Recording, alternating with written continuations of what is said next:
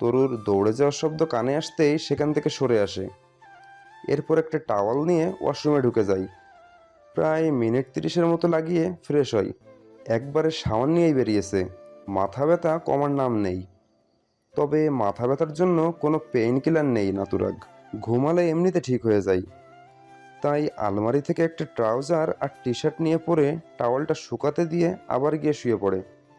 কিছুক্ষণ আগে কি হয়েছে সেটা প্রায় তুরাগের মাথা থেকে বেরিয়ে গিয়েছে। চোখ বন্ধ করে চেষ্টা করতে থাকে ঘুমানোর। চোখ বন্ধ করে থাকতে থাকতে চোখে প্রায় ঘুম ঘুম ভাব চলে এসেছিল। হঠাৎ কারো ফোঁপানোর শব্দে কর্ণকুহর যেতেই ঘুম ঘুম ভাবটা কেটে যায়। প্রথমে বোঝার চেষ্টা করে এত রাতে কোথা থেকে কান্নার আওয়াজ আসছে। এরপর একটু আগে ঘটে যাওয়া ঘটনার কথা মনে হতেই লাফ দিয়ে বেড থেকে নামে তুরাগ। ও যা সন্দেহ করেছে সেটা সত্যি কিনা পরখ করতেই রুম থেকে বেরিয়ে আসে। দোতলা থেকেই নজর দেয় ডাইনিংয়ের দিকে। সেখানে কম পাওয়ারের একটা লাইট জ্বলতেছে। সেই আবছা আলোয় কত অবয়ব দেখা যাচ্ছে ডাইনিংয়ে। তুরাগার একটু সামনে আগাই। দেখতে পাই কেউ টেবিলের সাথে মাথা ঠেকিয়ে মাথা নিচু করে বসে আছে। চুলের খোপাটা খুলে কোমর অবধি লম্বা চুলগুলো ছাড়িয়ে আছে। ফোপানোর শব্দটা সেখান থেকেই আসছে। তুরাগের আবার মনে হয় ও একটু বেশি বলে ফেলেছে হয়তো। তুরাগ নিচে নেমে আসে। আস্তে আস্তে তরুর পেছনে এসে দাঁড়াই। পেছন থেকেই মাথায় হাত রাখে। হঠাৎ করে মাথায় কারো স্পর্শ পেয়ে চমকে ওঠে তরু। মাথা উঠিয়ে পেছন ঘুরে তাকায় তরু। পেছনে তুরাগকে দেখে মাথাটা সরিয়ে নেয়। তুরাগের নজর যায় তরুর চোখের দিকে। কান্না করতে করতে চোখগুলো একদম রক্তিম বর্ণ ধারণ করেছে। চোখের ভেজা পাপড়িগুলো দেখতে বুকের ভেতরে কেমন একটা দ্রিম দ্রিম করতে থাকে। এই চোখগুলোই যেন তুরাগকে দুর্বল করতে সক্ষম। সামনে থাকা একটা চেয়ার টেনে তুরাগ বসে। এতক্ষণ কান্না করার ফলে হিসকি উঠে গেছে তরু। হিসকি থামানোর চেষ্টা করে যাচ্ছে তরু, কিন্তু সে ব্যর্থ। তুরাগ তরুর দিকে কিছু সময় অপলকে তাকিয়ে থাকে। তরুকে দেখতে এখন মনে হচ্ছে সামনে একটা বডি বল বসে আছে। তুরাগ বলে, তরু, আমি খেতে এসেছি, খাবার রেডি করো কুইক। এতক্ষণ মাথা নিচু করে বসেছিল তরু। তুরাগের কথায় মাথা তুলে তাকাই। এভাবে তাকিয়ে আছো কেন? খাবো, খাবার দাও। আপনি সত্যিই খাবেন? তো আমি কি তোমাকে মিথ্যা বলছি? তরু উঠে তুরাগের জন্য খাবার বেড়ে দেয়। তুরাগ জিজ্ঞেস করে, তুমি খেয়েছো? তরু মাথা নেড়ে না বোঝাই। তুরাগ উঠে নিজে তরুকে খাবার বেড়ে দেয়। এরপর দুজনেই শব্দহীনভাবে খেতে থাকে। হঠাৎ করে তুরাগ বলে ওঠে, আমার সামনে এভাবে কাঁদবেন না মিস তরুলতা, সেটা আমার সহ্য হয় না। তরু কথা না বলে নিচের দিকে তাকিয়ে খেতে থাকে। মনে মনে ভীষণ খুশি তরু। এতদিন যে কাজটা কেউ করতে পারলো না, সেই কাজটা এই কান্নার কারণেই সফল হয়েছে। আবার বলছে কাঁদবেন না। হুম, বললেই হলো। তুরাগ খেয়ে নিজের রুমে চলে যায়। তরু সবটা গুছিয়ে রেখে এরপর রুমে যায়। সকালবেলা নাস্তার টেবিলে তুরাগকে দেখে সবার মনে হলো আকাশ থেকে পড়েছে। তুরাগের বাবা তায়েব সাইদি তো নিজের খাওয়া বাদ দিয়ে ছেলের দিকে তাকিয়ে আছে। শুধুমাত্র তরু নিচের দিকে মাথা করে খেয়ে যাচ্ছে। তখনই নূরনাহার বলে ওঠে, নাস্তা শেষ করে আমার রুমে এসো তরু, কথা আছে তোমার সাথে। নূরনাহারের কথা শুনে তুরাগ আর তরু একসাথে নূরনাহারের দিকে তাকাই। ওদের মনে হচ্ছে কাল রাতের ঘটনা হয়তো তিনি দেখছে। তরুকে রুমে ডেকে নূরনাহার তখনই সেখানে চলে গিয়েছে। তুরাগের বাবার এখন এ বিষয়ে কোনো মন নেই। তিনি তাড়ায় আছেন, তার অফিসে লেট হয়ে যাচ্ছে। তিনি নিচের দিকে তাকিয়ে একমনে খেয়ে যাচ্ছেন। তবে তিনি মনে মনে ভীষণ খুশি। আজ কতগুলো দিন পর ছেলে সকালবেলা নাস্তার টেবিলে এসেছে। তবে তিনি তার খুশি প্রকাশে অনিচ্ছুক। এজন্যই মূলত মাথা নিচু করে খাচ্ছেন। তিনি ছেলেকে ভালোবাসেন কিন্তু প্রকাশ করেন না। সবসময় একটা শাসনের মধ্যে বড় করেছেন। তারপরেও তার ছেলেটা বিগড়েছে, নিজের ইচ্ছে মতো সব কাজ করে। এজন্যই তায়েব সাইয়ে দিয়ে কথা বলা বন্ধ করেছেন ছেলের সাথে। এদিকে তরুর খাওয়া এক প্রকার অফ হয়ে গেছে। তুরাগ একটু একটু করে খাবার মুখে তুলছে আর চারিপাশের পরিবেশটা ভালোভাবে পর্যবেক্ষণ করছে। তরুর খাবার নিয়ে নাড়াচাড়া করা চোখ এড়ায়নি তুরাগের, তাই বলেই ফেলল, কি হলো মিস তরুলতা? এভাবে খাবার নাড়াচাড়া করছেন কেন? খেয়ে উঠুন তাড়াতাড়ি। মিস তরুলতা ডাক শুনে ফট করে খাবার রেখে মাথা তুলে তাকালেন তায়েব সাঈদ। আর ছেলেটা অদ্ভুত, মানুষ বড় নামকে ছোট করে ডাকে, আর তার ছেলে নাম টেনে বড় করছে। তবে কথা সেটা নয়, কথা হলো এদের দুজনের মধ্যে ভাব হলো কখন। এরা তো ভালোভাবে একে অপরকে চিনতও না। তায়েব সাহেব একবার ছেলের মুখের দিকে তাকাচ্ছে তো একবার তরুর মুখের দিকে তাকাচ্ছে। বাপ ছেলের এমন তাকানো দেখে খাবার আর গলা দিয়ে মোটেও নামলো না তরুর। খাবার ছেড়ে উঠে দাঁড়ালো। তায়েব সাহেব জিজ্ঞেস করলো, কি হলো মামনি, উঠলে কেন তুমি? খেয়ে নাও। না আঙ্কেল, আমার আর খেতে মন চাচ্ছে না। আমি দেখি ফুপি কেন ডাকছে। আর কাউকে কিছু বলতে না দিয়ে তরু সেখান থেকে চলে আসে। তায়েব এখনও সেদিকে তাকিয়ে আছে। অন্য মানুষ খেলো নাকি খেলো না সেদিকে নজর না দিয়ে নিজের খাওয়ার দিকে মন দেন, দেরি হয়ে যাচ্ছে। তুরাগের বলা কথাগুলো কানে যেতেই তায়েব চোখ ঘুরিয়ে ছেলের দিকে তাকালেন। তুরাগ তাকে আপনা আপনি করে বলছে, এটাও মানতে হবে, সিরিয়াসলি। আবার কিছু একটা মনে করে মুচকি হাসলেন তিনি। খাওয়া ততক্ষণে প্রায় শেষ হয়ে গেছে। তিনি উঠে চলে গেলেন সেখান থেকে। একবারে তৈরি হয়ে বেরিয়েছিলেন, তাই সরাসরি অফিসের উদ্দেশ্যে বেরিয়ে পড়লেন। তরু নূরনাহারের রুমের সামনে এসে দেখতে পেল তিনি তৈরি হচ্ছেন, শাড়ি পরতেছেন, শাড়ির কুচি ধরার চেষ্টা করতেছেন, কিন্তু বারবার ছুটে যাচ্ছে। তরু দেখে জিজ্ঞেস করলো, ফুপি আমি কি কুচিটা ধরে দিব? তরুর কথা শুনে সেদিকে তাকালেন নূরনাহার। তারপর মিষ্টি একটা হাসি দিয়ে বললেন, তরু এসে পড়েছিস? আয় মা, ভেতরে আয়।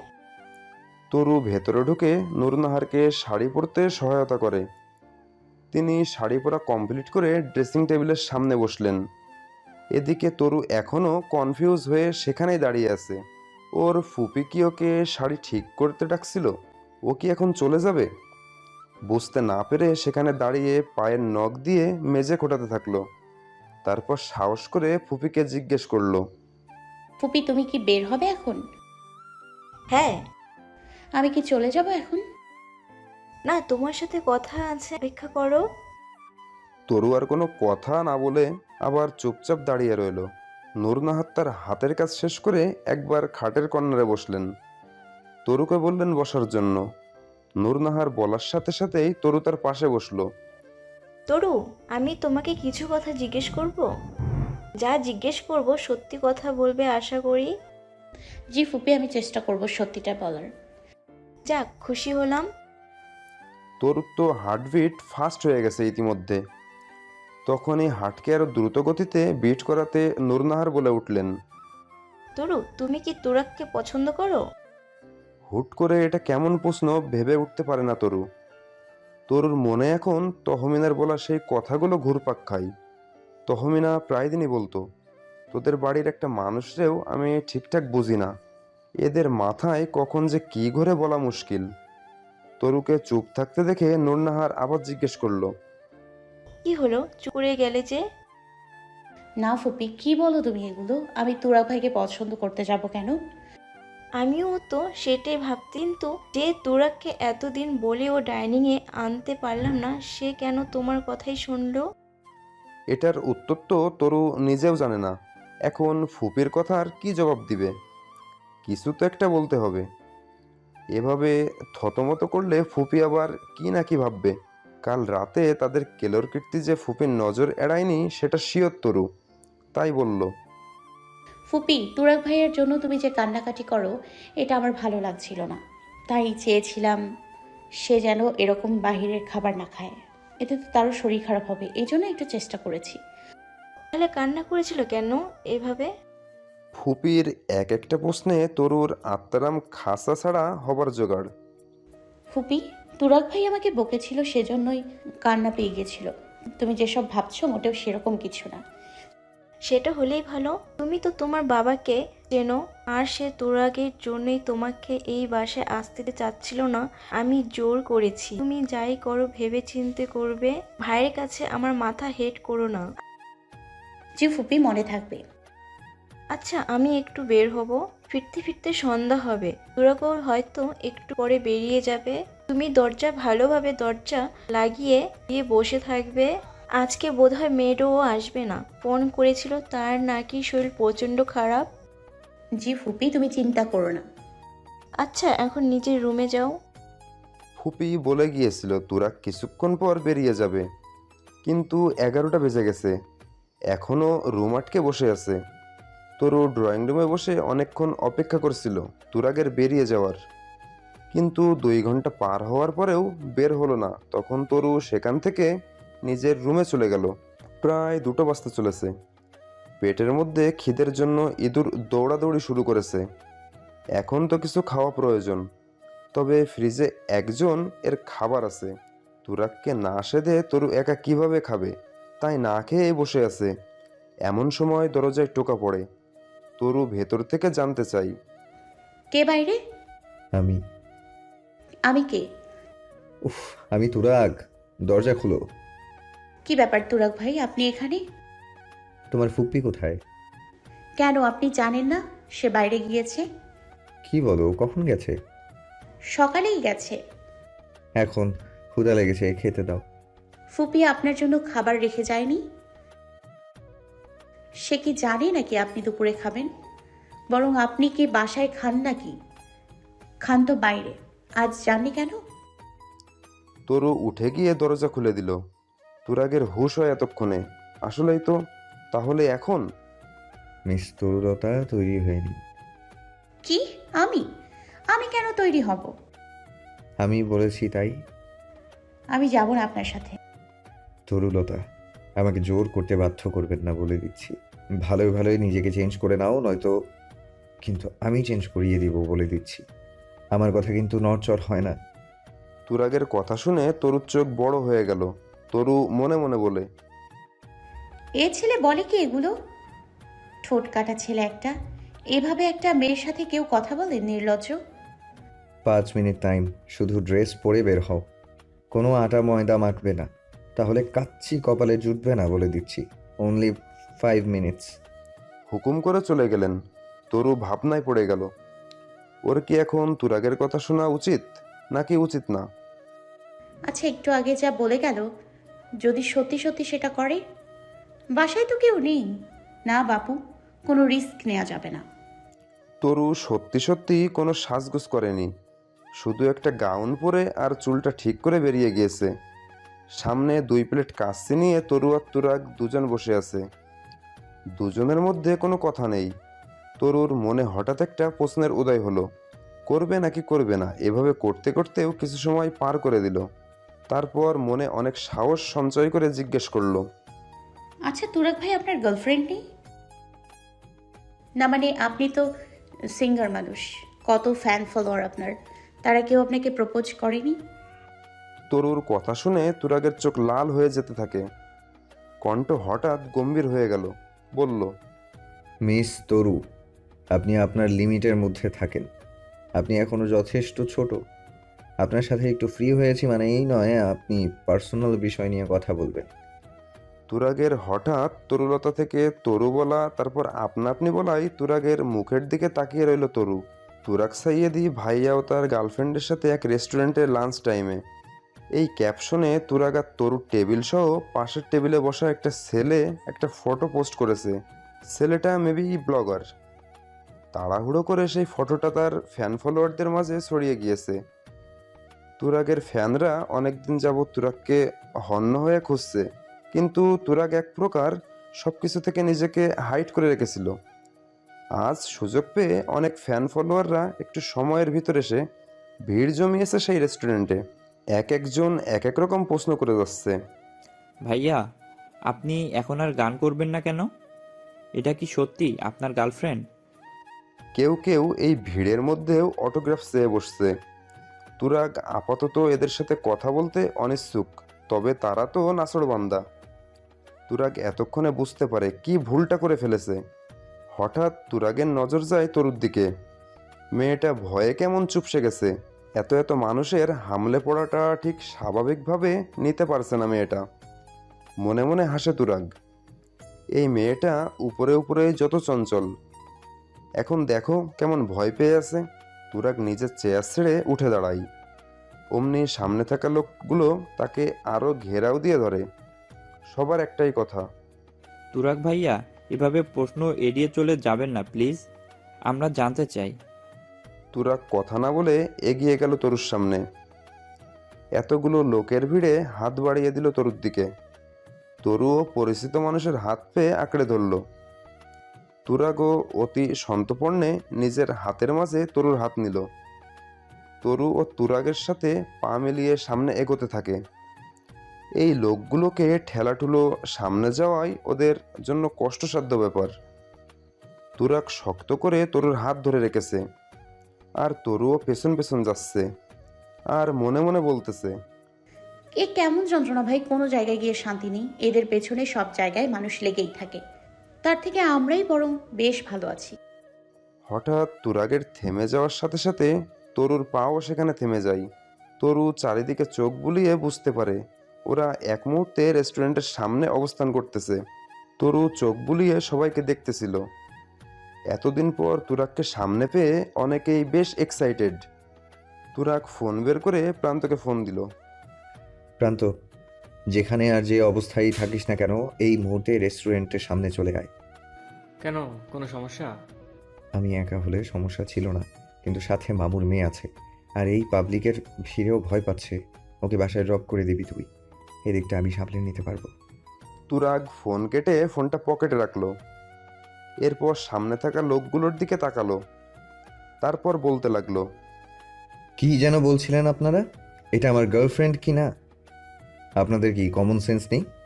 কোথা থেকে কে এসে একটা পিক আপ দিল, অমনি আপনারা মৌমাছির মতো ছুটে আসলেন? একটা ছেলে আর মেয়ে রেস্টুরেন্টে এক টেবিলে বসলেই তারা গার্লফ্রেন্ড বয়ফ্রেন্ড হবে, এমনটা কি কোথাও লেখা আছে? তাহলে আপনি যাকে সাথে করে নিয়ে এসেছেন সে কে হয় আপনার? সে আমার একমাত্র মামার একমাত্র কন্যা। তাহলে বলতে চাচ্ছেন সে আপনার বোন হয়? হ্যাঁ, ওরকমই। দেখুন, সামনে থেকে সরে দাঁড়ান।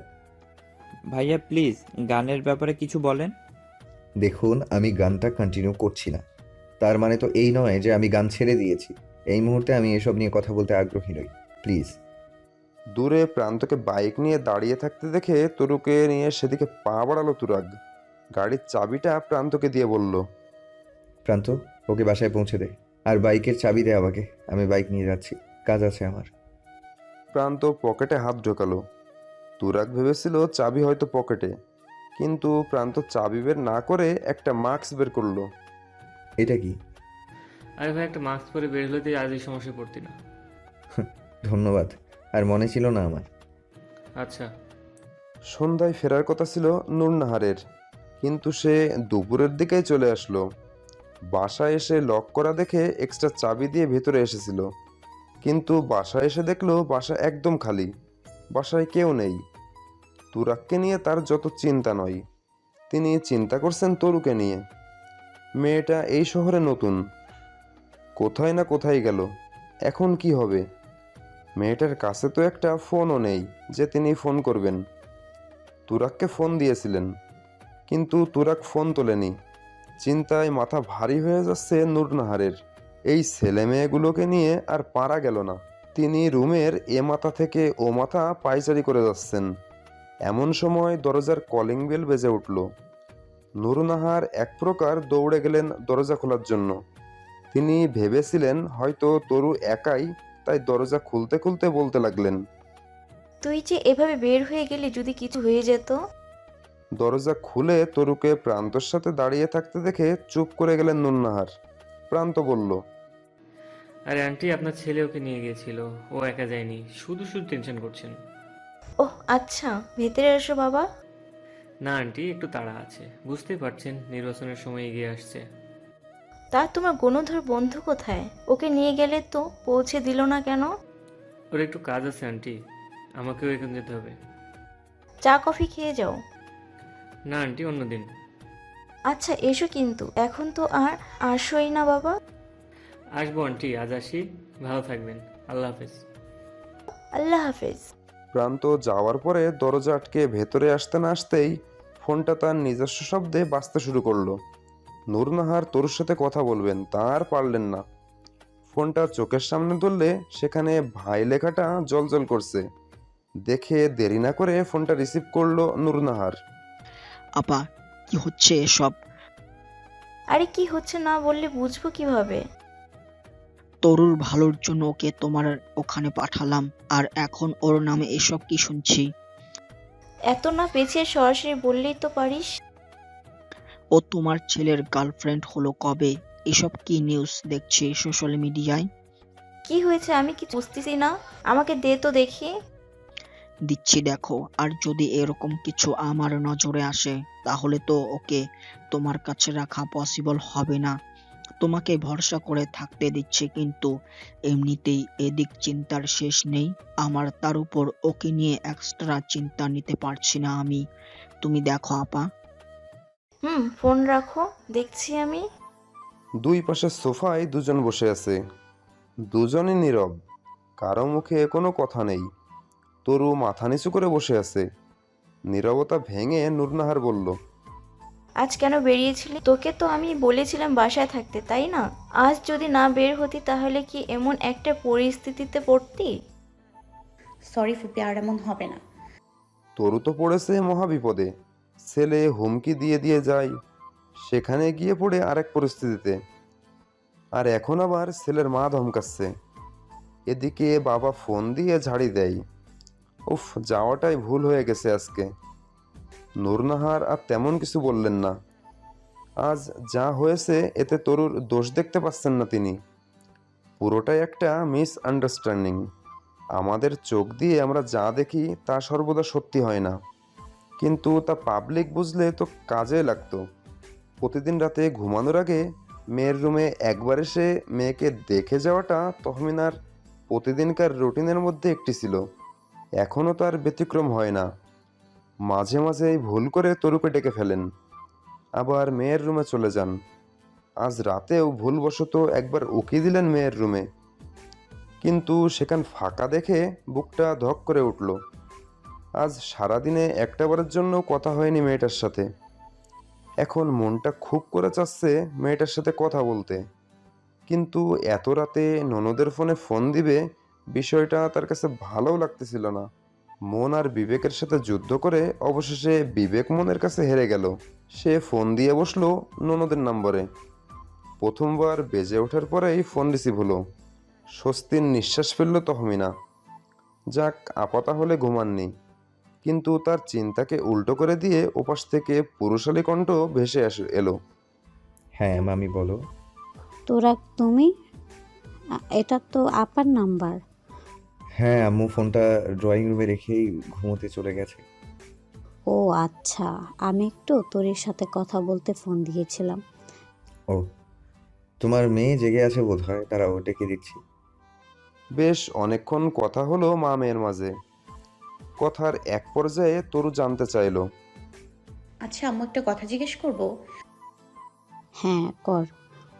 আচ্ছা, তুরাগ ভাই এমন গোমরা মুখো কেন? কেমন যেন একটা স্বভাবের, ফুপিদের সাথে কথাও বলে না ঠিক মতো।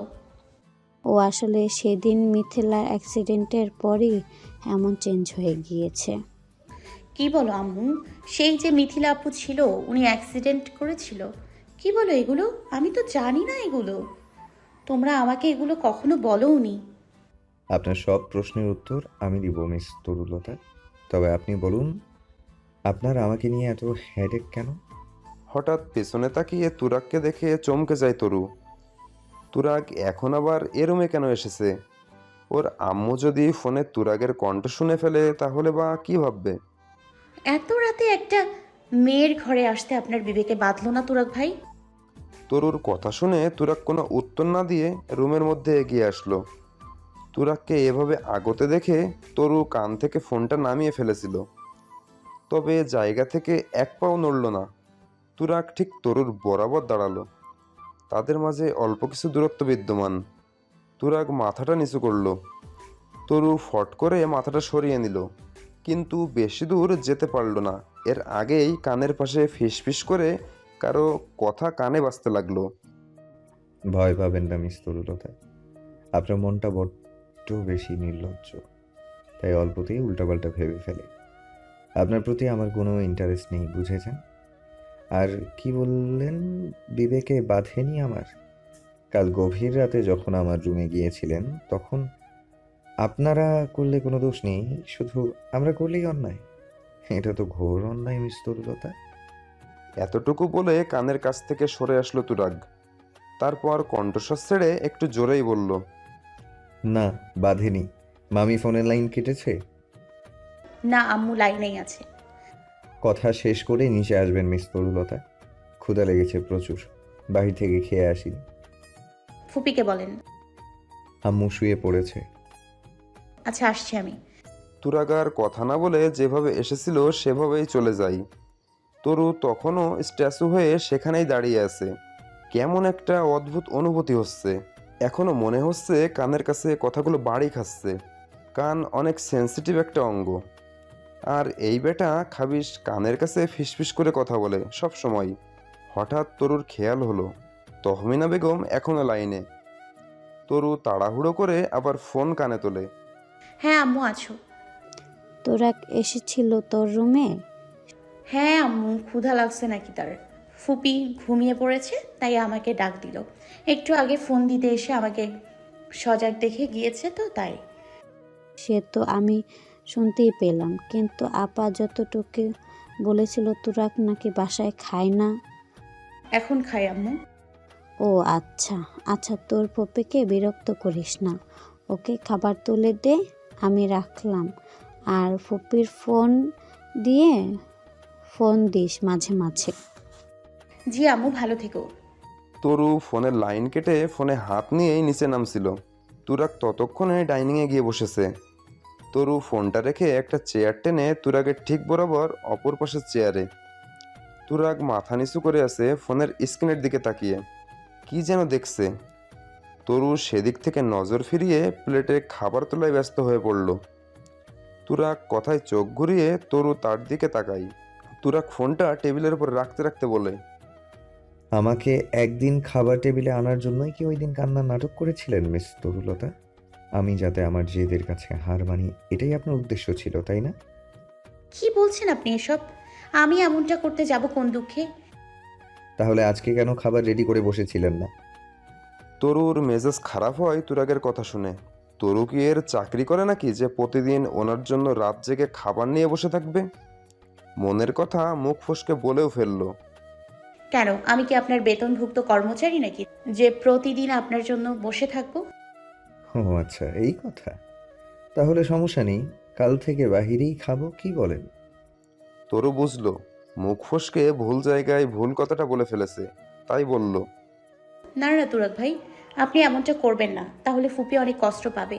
এমনিতেই আপনি তার কথা শোনেন না, সেজন্য প্রায়ই কান্না করে। আপনাকে বাসায় খেতে দেখে সব থেকে বেশি খুশি তিনিই হয়েছেন। এখন আপনি কি চান তাকে আবার কষ্ট দিতে? এটা করা আপনার মোটেও ঠিক হবে না। তাহলে কি আপনার এই কাজের জন্য বেতন চাই নাকি? লাগলে দিতেই পারি আমি, তবে আপনাকেই কাজটা করতে হবে। আমার বাসায় ফিরতে প্রতিদিনই লেট হয়, আর এত রাতে আম্মুকে আমি বিরক্ত করতে পারবো না। এখন আপনিই ভাবেন। তরু মনে মনে ভাবলো এই লোকের খেতে রাজি করতে কত বড় একটা ধমক শোনা লাগছে। এখন যদি না করে দিলে সত্যি সত্যি আবার না খাই। তাই তরু বলল, না তুরাগ ভাই, কি যে বলেন না, আমাকে কি আপনার ছোট লোক মনে হয় যে এতটুকু কাজ করে টাকা নিব? আমি এমনি করে দিব। শত হোক দিল দরদি মানুষ আমি। আমি এমনিতেই মানুষের সেবা করি। তুরাগ বুঝলো লাস্ট কথাগুলো ওকে খোঁচানোর জন্যই তরু বলেছে, কিন্তু আর রিপ্লে করলো না তুরাগ। কথা বাড়ালেই কথা বাড়বে, তাই চুপচাপ খাওয়াই মনোযোগ দিল। খাওয়া যখন শেষ তরু গুছিয়ে রাখছিল সব, তখন তুরাগ বলল, মিস তরুলতা, কালকে তৈরি হয়ে থাকবেন, আপনাকে একটা জায়গায় নিয়ে যাব। কাল আমি একা যাব ভেবেছিলাম, কিন্তু আপনার অনেক আগ্রহ দেখে মনে হলো আপনাকেও নিয়ে যাই একবার। তরু প্রথমে বুঝতে পারলো না কি জবাব দিবে। আজকে যে সমস্যায় পড়লো, তারপর আবার তুরাগের সাথে বাইরে যাওয়ার মতো সাহস করে উঠতে পারছিল না, তাই বলল, ফুপি আপনার সাথে বাইরে যেতে নিষেধ করছে। এসব লেম এক্সকিউজ দিবেন না, আপনি শুধু তৈরি হয়ে থাকবেন, আপনার সব প্রশ্নের উত্তর সেখানে আছে। তরু কোনো জবাব দিল না। ও না হয় একটু জানতেই চেয়েছিল ওর মায়ের কাছে, তাই বলে এই লোকটা এমনভাবে বলবে? আমি আপনার সাথে যাব না তুরাগ ভাই। আমি কারো ইচ্ছা অনিচ্ছা জানতে চাইনি, আমি শুধু আমার কথাটা জানালাম। কাল একবার সুযোগ দিয়েছি, এটা যদি মিস হয় তো আর জীবনে ইচ্ছেও পোষণ করতে পারবে না আমার ব্যাপারে জানার। Mind it. তুরাগ তরুকে আর কিছু বলার সুযোগ না দিয়ে সেখান থেকে গটগট পায়ে সেখানে চলে গেল। তরু ভ্যাবাচাকা খেয়ে সেখানেই বসে রইল। সকালের নাস্তার পর্ব চুকছে বেশ কিছু সময় আগে। এঁটো বাসনগুলোও পরিষ্কার করা হয়ে গেছে। দুপুরের রান্না বসাতে এখনো ঢের দেরি। সুফিয়া ফোন করেছিল, সে আসবে, আসতে একটু লেট হবে।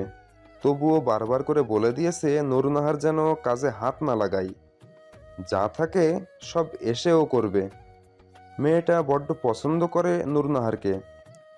সুফিয়ার আসার কথা শুনে নুরনাহারও কিছুটা নিশ্চিত মনে বসে আছে। ড্রয়িং রুমে সোফায় বসে টিভি দেখছেন। এই মুহূর্তে তার টিভি দেখার সঙ্গী হয়েছে তরু। যদিও তরুর এসবে মন নেই, তার মন বলছে কখন তুরাগ উঠে জিজ্ঞাসা করে যে আপনি তৈরি তো মিস তরুলতা।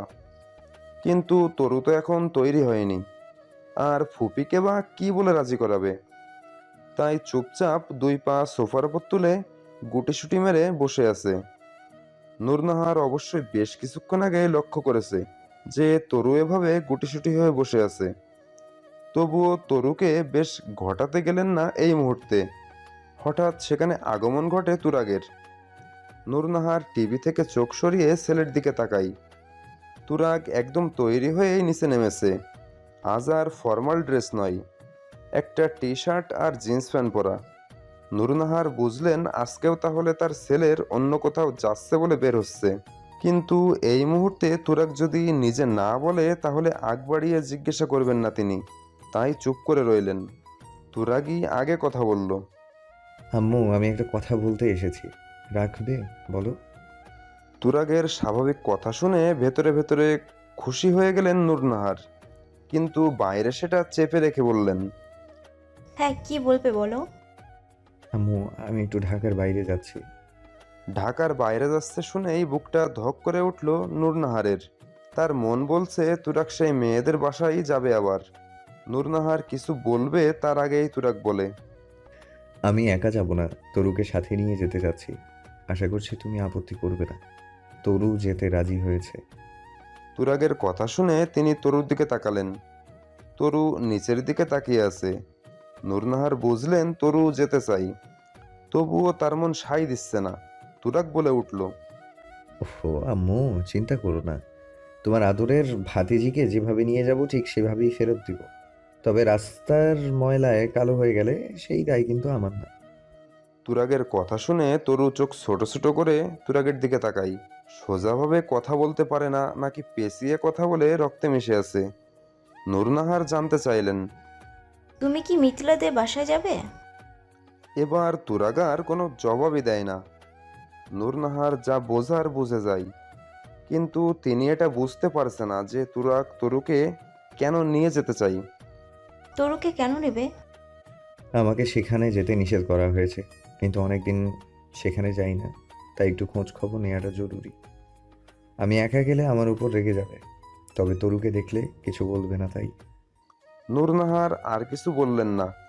তার ছেলে এতদিন পরে আবার আগের মতো তার সাথে কথা বলছে, এটাই অনেক। তাই তিনি চুপ করে রইলেন। তুরাগ তরুকে তাড়া দিয়ে দ্রুত তৈরি হওয়ার জন্য। নুরনাহার চুপচাপভাবে তাকে দেখে মনে হচ্ছে তার সম্মতি আছে। তরুর সব কিছুতে আগ্রহটা একটু বেশিই, তাই তো জানার ইচ্ছাটাকে চেপে রাখতে পারছে না। উঠে গেল সেখান থেকে। আলমারি খুলে সেখান থেকে বেছে বেছে হালকা আকাশি রঙের একটা 3 পিস বের করলো। ওয়াশরুমে গিয়ে ফ্রেশ হয়ে তৈরি হয়ে নিল। তার সাথে ম্যাচিং করা একটা হিজাব বেঁধে নিল। চোখের নিচে টেনে কাজল পড়লো, ঠোঁটে হালকা কালারের একটা লিপস্টিক। ব্যাস তৈরি। যত দ্রুত তৈরি হওয়া সম্ভব হলো। এতটা পথ জার্নি, পুরোটা রাস্তা দুজনেই নীরব ছিল। তরুর জানতে ইচ্ছা করছিল অনেক কিছু, তবে তুরাগকে এভাবে চুপচাপ থাকতে দেখে তরু আর কিছু জিজ্ঞেস করেনি। দীর্ঘ পথ জার্নি শেষ, অবশেষে গন্তব্যে এসে পৌঁছলো। তুরাগ সামনে সামনে যাচ্ছে, আর তার পেছন পেছন যাচ্ছে তরু। একটা বাড়ির সামনে এসে থেমে গেল তুরাগ। বাড়িটা বেশি বড় নয়, খুব ছোট্ট একটা বাড়ি। হয়তো 2 কি 3টে রুম থাকতে পারে ভেতরে। তবে বাহিরের পরিবেশটা দেখে বেশ পছন্দ হলো তরুর। কয়েকবার দরজায় টোকা দিতেই একটা মেয়ে এসে দরজা খুলে দিল। কোন ক্লাসে পড়ে সেটা দেখে বোঝা সম্ভব হলো না তরুর, তবে তরুর ধারণা হলো মেয়েটা হয়তো ওর বয়সী হবে। তুরাগকে দেখে সালাম দিল মেয়েটা। তুরাগ সালামের জবাব দিয়ে কুশল বিনিময় করলো। মেয়েটা সামনে থেকে সরে ওদের ভেতর প্রবেশ করতে দিল। তুরাগ জানতে চাইলো। তোমার আপু কোথায় মোহনা? মেয়েটা তার মিষ্টি কণ্ঠে জবাব দিল। আফু ওর রুম ছাড়া আর কোথায় থাকবে ভাইয়া? মেয়েটির কথা শুনে তুরাগের মুখে নেমে এলো অন্ধকার। তরু নীরব চাহনিতে সবটাই অবলোকন করে যাচ্ছে। মোহনা মেয়েটা তুরাগকে সাথে আসতে বলে একটা রুমের দিকে গেল। তুরাগ আর তরুও পেছন পেছন গেল। সেখানে ঢুকে দেখতে পেল বেডের ওপর একটা মেয়ে শুয়ে আছে। মেয়েটা বোধহয় ঘুমিয়ে আছে। দেখতে ভীষণ মিষ্টি লাগছে মেয়েটাকে। একটা চেয়ার টেনে বেডের পাশে বসলো তুরাগ। তরু সেখানে বসতে নিলে মোহনা বলল। আফু তুমি আমার সাথে বাইরে আসো। তরু তুরাগের দিকে তাকালো। তুরাগ ইশারায় ওকে যাওয়ার জন্য বোঝালো।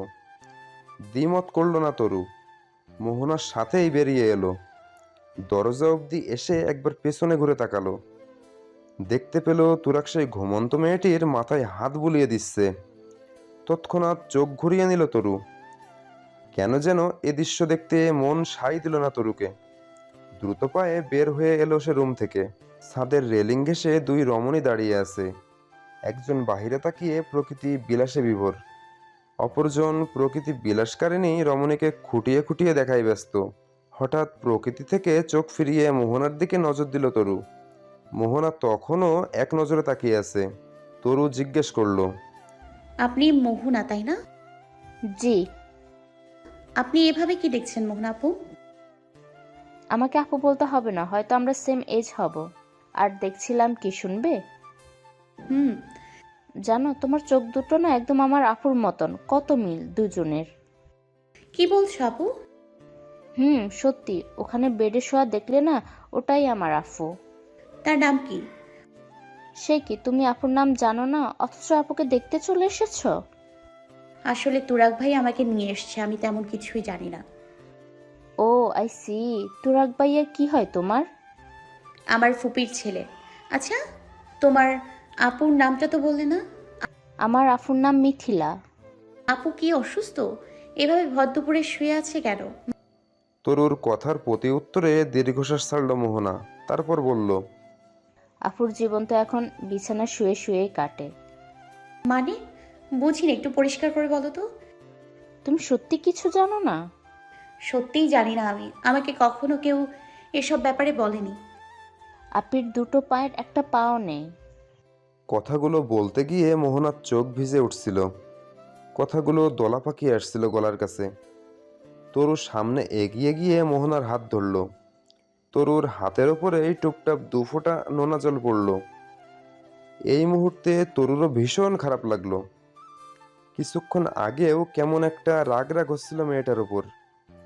তরু যে তুরাগকে ভালোবাসে এমনটা নয়, তবুও কেন যেন তুরাগকে অন্য কারো পাশে দেখে খারাপ লেগেছিল।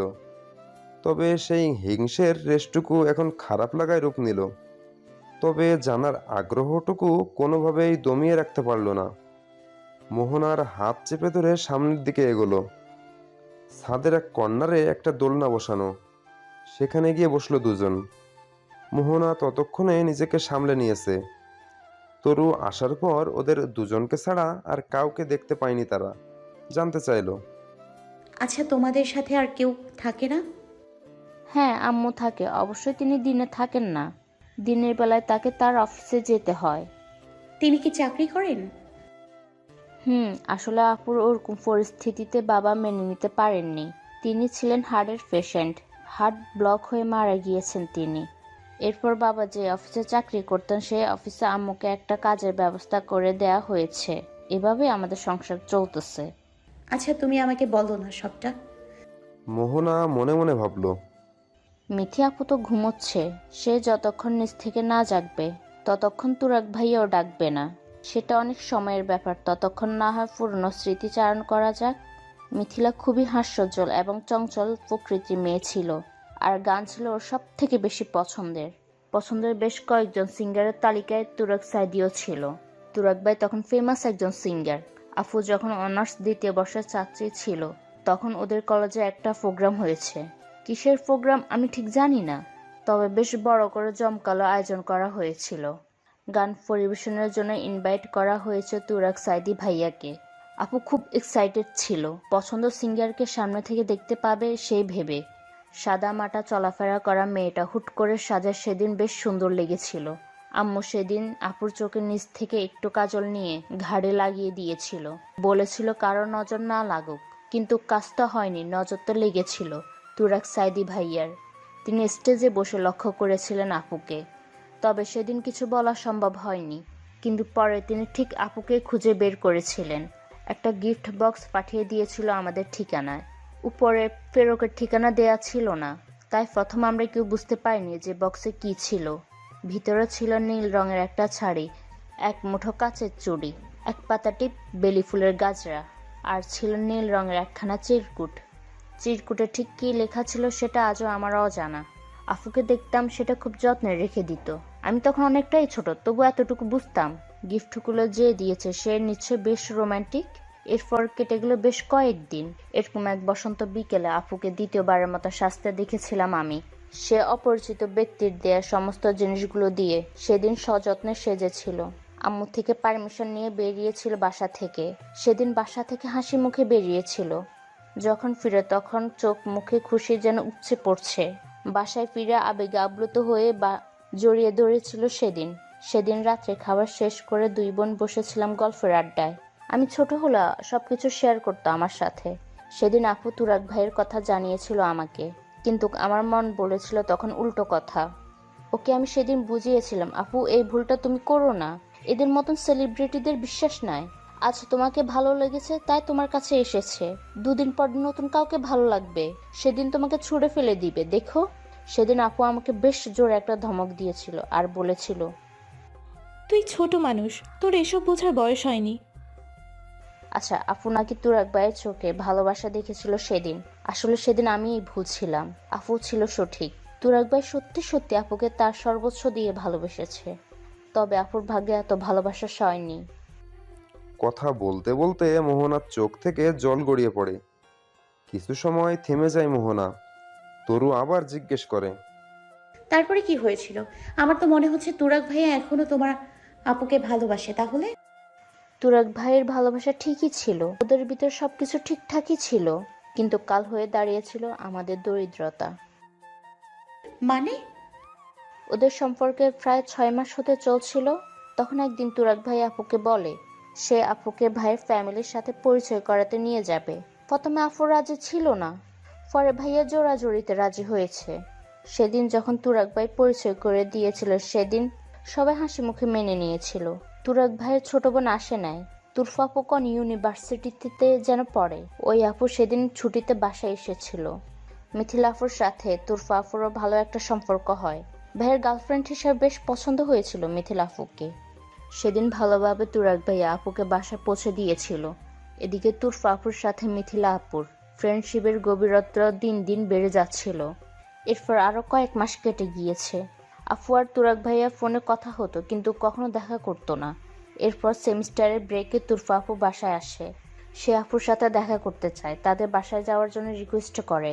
এরপর দুজন মিলে প্ল্যান করে যে তুরাগ ভাইয়াকে না জানিয়ে আপু বাসায় যাবে।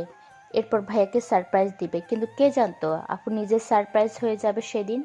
তুরফা আপু যখন মিথি ফুকে বাসায় নিয়ে প্রবেশ করে তখন সামনে দেখা হয় নূর নাহার আন্টির সাথে। মিথি ফুড নূর নাহার আন্টিকে সালাম দেয়, কিন্তু সালামের জবাব না দিয়ে বেরিয়ে যায় রুম থেকে। আপু প্রথম বুঝতে পারে না তার এমন আচরণে। তুরফা আপু সবটা স্বাভাবিক করতে মিঠিফুর হাত ধরে তার রুমে নিয়ে যায়। অপেক্ষা করতে করতে প্রায় বিকাল ঘনিয়ে আসছিল, তবুও তুরাগ ভাইয়ের আসার নাম ছিল না। একদিকে আপু চাচ্ছিল বাসায় চলে আসতে, কিন্তু তুরফা আপু আসতে দিবে না, হাত ধরে বসেছিল। তখন সেখানে নূর নাহার আন্টি আসে। তিনি তখনও মুখ গুমরা করেছিল। তারপর তিনি যা বললেন তা শোনার জন্য আপু মোটে প্রস্তুত ছিল না। তুরফা আপুকে উদ্দেশ্য করে বলেছিল, তোরা দুই ভাই বোন কি শুরু করেছিস? নিজেদের লেভেল কি ভুলে গেছিস? একটা থার্ড ক্লাস মেয়েকে নিয়ে তো বাড়াবাড়ি করার কি আছে? কি ভেবেছিস কোন ফ্যামিলি থেকে বিলং করে সে খবর আমি জানি না? সব জানি। ভেবেছিলাম নিজের ছেলের জন্য দেখে শুনে ভালো ফ্যামিলি থেকে মেয়ে নিয়ে আসব, কিন্তু না, ছেলে পছন্দ করে নিয়ে আসলো যার কোনো ফ্যামিলি স্ট্যাটাস নেই। বাবা সামান্য বেতন কর্মচারী, নিজের রূপ দেখিয়ে ঠকিয়ে আমার ছেলেকে ভাসিয়েছে। এরপর তুরফা আপুকে বাদ দিয়ে সরাসরি মিথি আপুকেই বলেছিল, এই মেয়ে, তোমার কি আত্মসম্মান বলতে কিছু নেই নাকি? নিজেদের অবস্থান ভুলে গেছো? তোমার ফ্যামিলির কি যোগ্যতা আছে আমাদের ফ্যামিলির সাথে তাল মিলিয়ে চলার? শোনো মেয়ে, বিয়ে শুধু দুইজন ছেলে মেয়ের মধ্যেই হয় না, এর সাথে জড়িয়ে আছে দুটি পরিবারের সম্পর্ক। দুটো পরিবারের মধ্যে সম্পর্ক গড়ে ওঠে এই বিয়ের মাধ্যমে। নিজের এই রূপ যৌবন দেখিয়ে কতদিন আটকে রাখবে আমার ছেলেকে শুনি? যদি আত্মসম্মান এর ছিটে ফুটো থাকে তাহলে নিজ ইচ্ছে আমার ছেলে জীবন থেকে সরে যাবে। তুরাগের সামনে আমি তোমাকে কিছু বলিনি, মানে এই নয় যে তোমাকে আমি মেনে নিয়েছি। এই তিক্ত কথা শুনে সেখান থেকে গটগট পায়ে চলে গেল নূরনাহার আন্টি। তুরফা আপু তখন এই ধারণার মায়ের দিকে তাকিয়েছিল, কারণ তিনি নাকি আগে কখনো তার মাকে এই রূপে দেখেনি। আপু ছিল নরম মনের মানুষ, এত কথা সহ্য করার মতন মন ওর ছিল না। সেদিন ভীষণ কষ্ট পেয়েছিল, কান্না এসেছিল প্রচুর, আর এক মুহূর্ত দেরি না করে নিজের পার্স নিয়ে দৌড়ে বেরিয়ে গিয়েছিল। গেটের কাছে দেখা হয়ে গেল তুরাগ ভাইয়ের সাথে। তিনি আপুকে দেখে ভীষণ অবাক হয়েছিলেন, কিন্তু আপু তার চোখের জল লুকাতে তুরাগ ভাইয়ের সাথে কথা না বলেই মুখ অন্যদিকে ঘুরিয়ে দৌড়ে বের হয়ে যায়। তুরাগ ভাই আপুর পিছে পিছেই দৌড় লাগায়।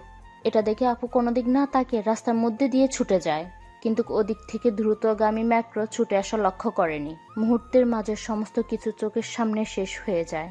মাইক্রোতে ধাক্কা লেগে ছিটকে সামনে পড়ে আফু। সেদিন ছিটকে পাশে পড়লে হয়তো পা দুটো আপুর থাকতো, কিন্তু পড়েছে সামনে, আর মাইক্রো দুটো চাকা আপুর পায়ের উপর দিয়ে চলে যায়। গগন বিদারী চিৎকার দেয় আপু। তুরাগ ভাই পাগলের মতন হয়ে গিয়েছিল। তার মনে হচ্ছিল তার চোখের সামনে সব শেষ হয়ে গিয়েছিল, সব জায়গায় সেন্স হারিয়েছিল আপু। ছেলে মানুষদের নাকি কাঁদতে নেই, কিন্তু সেদিন পুরো হসপিটাল কেঁপে উঠেছিল তুরাগ ভাইয়ের কান্নায়। তুরফা আপু তুরাগ ভাইকে তার মায়ের করা আচরণের কথা বলতে মেজাজ বিগড়ে গিয়েছিল।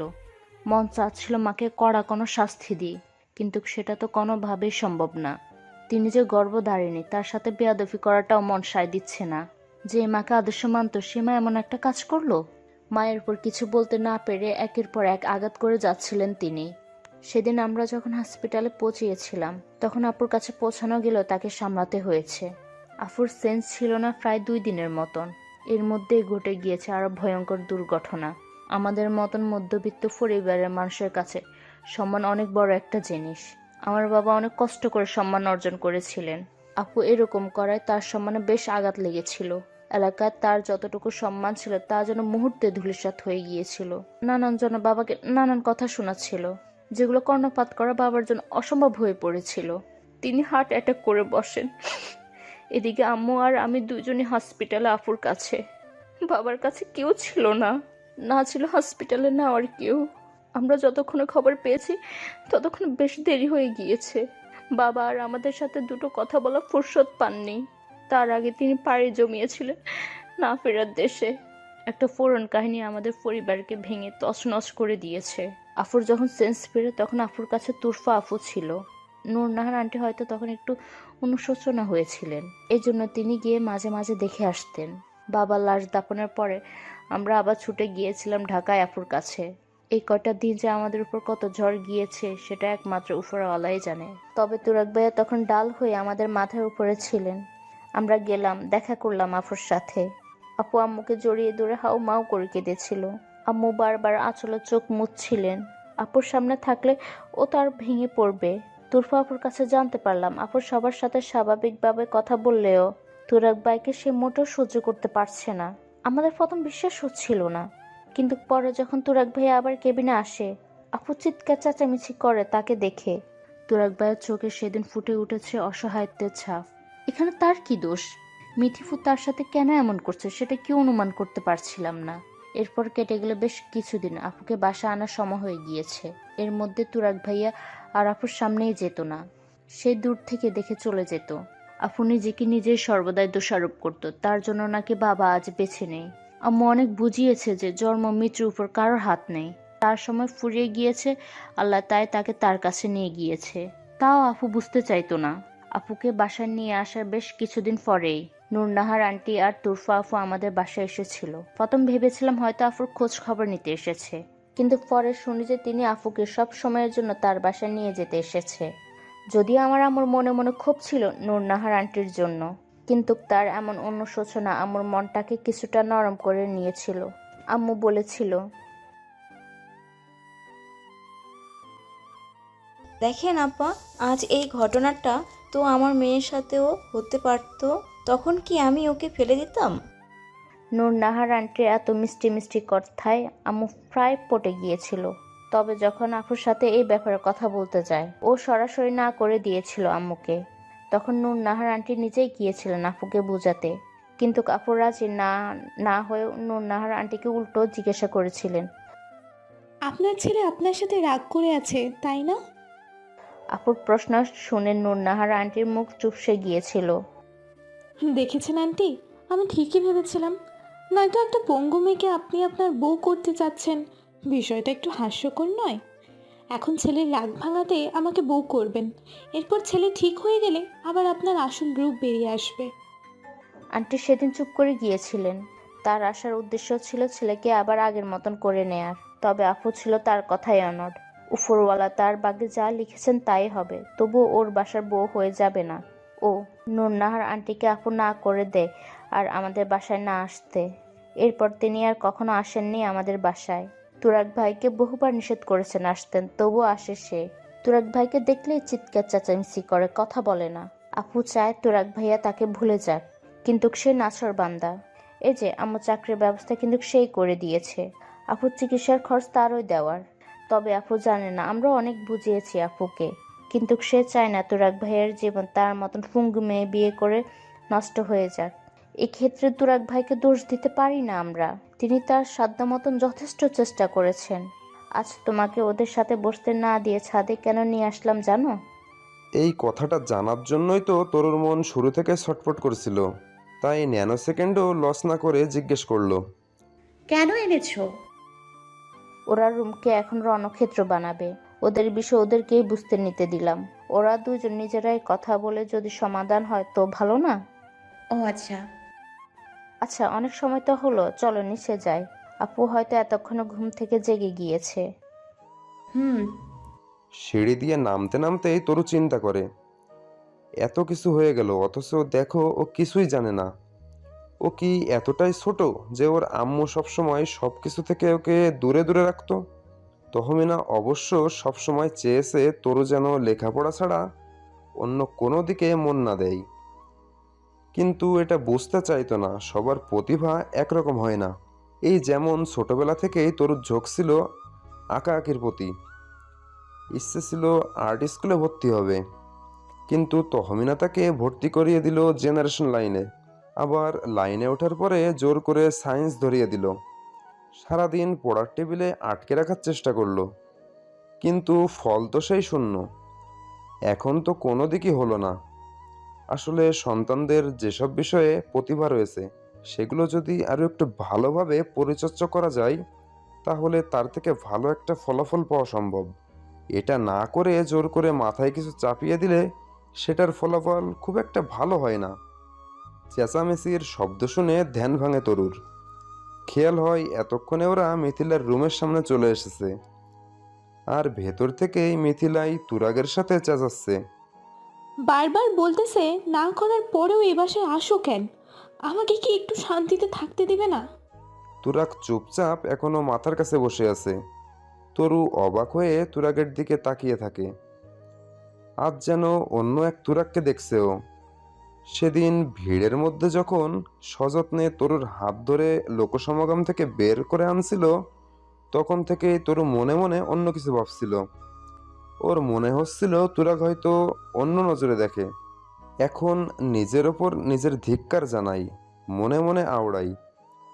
ছি ছি তরু, এত তাড়াতাড়ি এত কিছু ভেবে ফেলা তোর ঠিক হয়নি।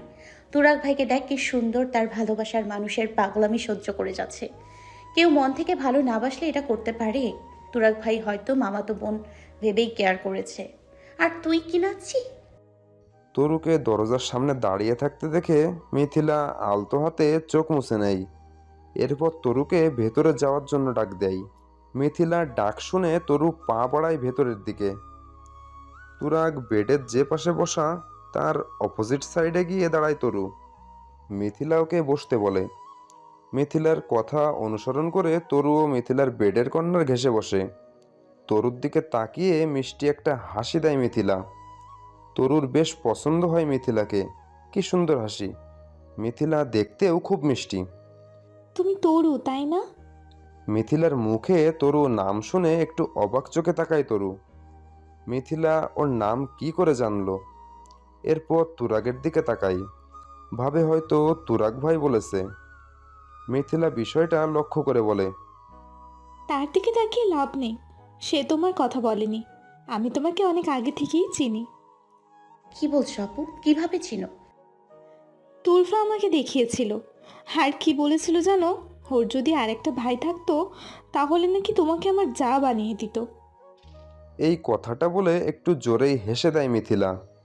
তরু লজ্জা পায় কিছুটা, তবে মিথিলার চোখের কোণে দেখা যায় জল। সেসব কথা কথাই রয়ে গেল, এটা ভেবে কষ্ট হয় মিথিলার। মিথিলার চোখের জল নজর এড়ায় না তরুর। মিথিলাকে আবার হাসতে তরু বলে, আচ্ছা মন খারাপ করো না, আমি যাকে বিয়ে করব না তাকে শর্ত দিয়ে নিব যে আমাকে বউ বানানোর আগে তার তুরাগ ভাইকে ভাই বানানো হবে। আপন ভাই না হলেও আমরা আপন জায়ের মতো থাকবো, কেমন? তরুর কথা শুনে জোর করে মুখে হাসির রেখা টানে মিথিলা। ও তো তুরাগকে কখনোই বিয়ে করবে না। তুরাগের যে এখনো অনেক পথ চলা বাকি। ওর জীবন তুরাগের জীবনের সাথে জড়িয়ে তুরাগের জীবন নষ্ট কোনোভাবে করতে চায় না। মিথিলা মোহনাকে ডেকে বলে তরুকে নাস্তা দেওয়ার জন্য। মোহনা কাল বিলম্ব না করে চলে যায় সেখান থেকে। মোহনা কাজে খুব চটপটে একটা মেয়ে। অল্প কিছু সময়ের ভেতর আবার চায়ের ট্রে আর বিস্কুট, চানাচুর এসব নিয়ে আসে সেখানে। মোহনা নিজেই তরুর হাতে চায়ের কাপ তুলে দেয়। তুরাগকে দিতে গেলে সে জানায় খাবে না। মিথিলাকে জিজ্ঞেস করে, আপু তোমাকে দেই? মিথিলাও নাকচ করে দেয়। তরু চায়ের কাপে চুমুক দিতে দিতে এদের কাণ্ড দেখে। মোহনা আস্তে তুরাগের কানের কাছে গিয়ে কিছু বলে। কি বলছে সেটা ঠিক অনুমান করতে পারে না তরু। তবে মোহনার কথা শুনেই চেয়ার ছেড়ে উঠে দাঁড়ায় তুরাগ। অসহায় চোখে একবার তাকায় মিথিলার দিকে। এরপর তরুকে তাড়া দেয় ওঠার জন্য। বলে, চা তাড়াতাড়ি শেষ করো, সন্ধ্যা হয়ে যাচ্ছে, ঢাকায় পৌঁছাতে হবে তো। তুরাগের দিকে একবার তাকিয়ে মুখ অন্যদিকে ঘুরিয়ে নেয় মিথিলা। মুখ চেপে চাপা কান্না কাঁদছে মিথিলা। তুরাগ অপোজিট সাইডে থাকলেও এপাশে থাকা তরু সেটা বুঝতে বেগ পেতে হয় না। চায়ের কাপ রেখে উঠে দাঁড়ায় তরু। মিথিলার মাথায় হাত বুলিয়ে দেয়। নিচু কণ্ঠে বলে, আজ আসি আপু, তবে আবার আসবো। সেদিন কিন্তু অনেক সময় নিয়ে আসবো তোমার সাথে গল্প করতে। কিছু সময় আগেও তুরাগকে মিথিলার মাথায় হাত বুলাতে দেখে কষ্ট হচ্ছিল তরুর। আর এখন নিজেই আদরের সহিত হাত বুলাচ্ছে। কি অদ্ভুত, তাই না? তুরাগ আর পেছনে ঘুরে না তাকিয়ে বেরিয়ে যায়। পেছন পেছন বের হয় তরুও। গাড়িতে উঠে বাহিরের দিকে নজর দেয় তরু। তুরাগ মনোযোগ দেয় ড্রাইভিংয়ে। কয়েক মিনিট যেতে না যেতেই ঝুমঝুম বৃষ্টি শুরু হয়। তার মধ্যে এলোপাতাড়িভাবে গাড়ি চালাচ্ছে তুরাগ। এই মুহূর্তে সেসব কোনো দিকেই নজর নেই তরুর। সে বাহিরে তাকিয়ে বৃষ্টি বিলাসে ব্যস্ত। হুট করে ব্রেক কষে তুরাগ। এত স্পিডে চলন্ত গাড়িটা হুট করে ব্রেক কষায় তাল সামলাতে পারে না তরু। মাথা গিয়ে বাড়ি সামনে। মুহূর্তে রক্তপাত শুরু হয় সেখান থেকে। তুরাগ তাকিয়ে দেখে মেয়েটা সিট বেল্ট না বেঁধেই বসেছিল গাড়িতে। তুরাগ নিজের হাত দিয়েই ঘুষি মারে স্টিয়ারিংয়ে। মুখ থেকে ধ্বনি হয়, ওহ শিট। নিজেকে এখন বড্ড বোকা মনে হচ্ছে। তারই খেয়াল করা উচিত ছিল মেয়েটা যে সিট বেল্ট বাঁধেনি। গোংড়ানির শব্দ কানে আসতেই হুঁশ ফেরে তুরাগের। বাহিরে ঝুমঝুম বৃষ্টি হচ্ছে। চারিদিকে শুনশান অবস্থা। আশেপাশে আরেকটা গাড়িও দেখা যাচ্ছে না, না কোনো মানুষ। ঘড়ির দিকে তাকিয়ে বুঝলো এখন ঘোর সন্ধ্যা। এই মুহূর্তে এমন একটা জায়গায় অবস্থান করছে যেখানে কোনো হসপিটালও পাওয়া সম্ভব নয়। এদিকে তরুর মাথার রক্ত দেখে বেশ ভয় পেয়ে যায় তুরাগ। চোখের সামনে বরাবর সেদিন মিথিলার রক্তাক্ত মুখের কথা মনে পড়ে। হঠাৎ খেয়াল হয় ফার্স্ট এইড বক্স গাড়িতেই রয়েছে। দ্রুত হাতে সেটা তুলে নেয় তুরাগ। ড্রেসিং করে ব্যান্ডেজ করে দেয়। তরুর তো মাথা ঝিমঝিম করছে এখনো। পানির বোতল এগিয়ে নেয় তুরাগ। পানি পান করে শান্ত হাতে বলে, কাঁপা কাঁপা হাতে পানির বোতল হাতে তুলে নেয়। এসিটা এতক্ষণ অফ করা ছিল।